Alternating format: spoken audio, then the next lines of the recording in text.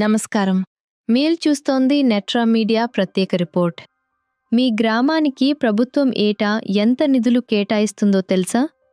మీరు వింటే ఆశ్చర్యపోతారు. కోట్లలో డబ్బు వస్తుంది. కానీ ఆ డబ్బు ఎక్కడికి పోతోంది? ఎందుకు ఇంకా మన ఊళ్ళు మారటం లేదు? ఈరోజు గ్రామ నిధుల అసలు కథను మీ ముందుకు తీసుకొస్తున్నాం. చివరి వరకు చూస్తే మీ గ్రామ డబ్బు ఆన్లైన్లో మీరే ఎలా చెక్ చేయాలో నేర్పిస్తాం. Stay tuned. చాయ్ షాప్ నుంచి సిమెంట్ రోడ్ వరకు గ్రామ అభివృద్ధి పనులన్నీ ఒకే ప్రశ్నపై ఆధారపడున్నాయి. ఈ డబ్బు ఎక్కడ్నుంచి వస్తుంది? 3 ప్రధాన సోర్సులు ఉన్నాయి. తెలిస్తే షాక్ అవుతారు. ముందుగా ఈ వీడియోని లైక్ చేసి మీ సర్పంచ్ గారిని ట్యాగ్ చేయండి. మొదటి మరియు అత్యంత పెద్ద నిధుల సోర్స్ కేంద్ర ప్రభుత్వం. 15వ ఫైనాన్స్ కమిషన్ సిఫార్సు చేసిన ఈ నిధులు నేరుగా మీ గ్రామ పంచాయతీ బ్యాంక్ అకౌంట్కు చేరుతాయి. లక్షల నుంచి కోట్ల వరకు గ్రామం సైజ్ ఆధారంగా భారీ మొత్తాలు వస్తాయి. ఈ నిధులు ప్రధానంగా మరుగుదొడ్లు, తాగునీటి సదుపాయం, స్వచ్ఛత కార్యక్రమాలు. ఈ నిధులు వాడుతున్నారా, వాడట్లేదా? పౌరులు ఆన్లైన్లో చెక్ చేయగలిగేలా ప్రభుత్వమే డేటా అందిస్తోంది. రెండవ సోర్స్ మన రాష్ట్ర ప్రభుత్వం. స్టేట్ ఫైనాన్స్ కమిషన్ కూడా పంచాయతీలకు నిధులు కేటాయిస్తుంది. వాటి వినియోగం: గ్రామ పంచాయతీ బిల్డింగ్ మరమ్మతులు, స్ట్రీట్ లైట్ల ఏర్పాటు, చిన్న చిన్న ఇన్ఫ్రాస్ట్రక్చర్ పనులు.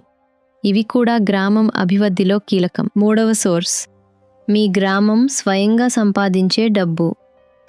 ఓన్ సోర్స్ రెవెన్యూ అనే ఈ నిధి ఇంటి పన్నులు, నీటి పన్నులు, షాపు లైసెన్స్ ఫీజుల ద్వారా వస్తుంది.